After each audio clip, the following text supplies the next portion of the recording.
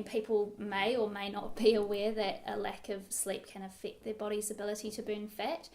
So I was just wondering if you can explain whether a lack of sleep does affect us or not. Yep.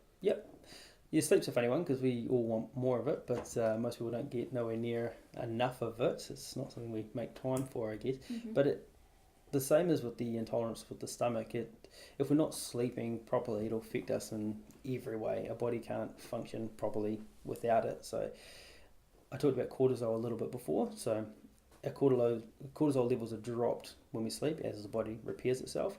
So if we're not getting enough sleep, our cortisol levels never drop. Therefore, we can stay in that survival mode of storing fat the whole time. Their body can't repair its muscle tissue, which that also helps burn fat, having that muscle tissue there.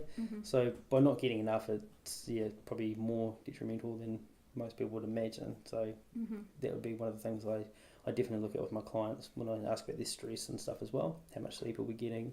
And how much should we be getting, do you think? Yeah, that's a good question as well.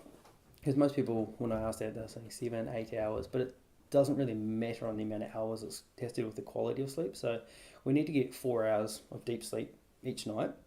Doesn't sound like much. No, it doesn't. But it takes a good few hours to get into that deep sleep and a good few hours to come out of that deep sleep. So if it takes 4 hours in that sleep, but we have 2 hours going in, 2 hours going out, then there's a lot more than 4 hours. And what also happens is if we're in that deep sleep and someone knocks on the door or the phone rings, we get woken out of it, then it's going to take us that 2 hours to get back into that deep sleep. So that's why most people, if they have a broken sleep at all, they probably never got the 4 hours of their refreshing sleep that we actually need to repair ourselves properly.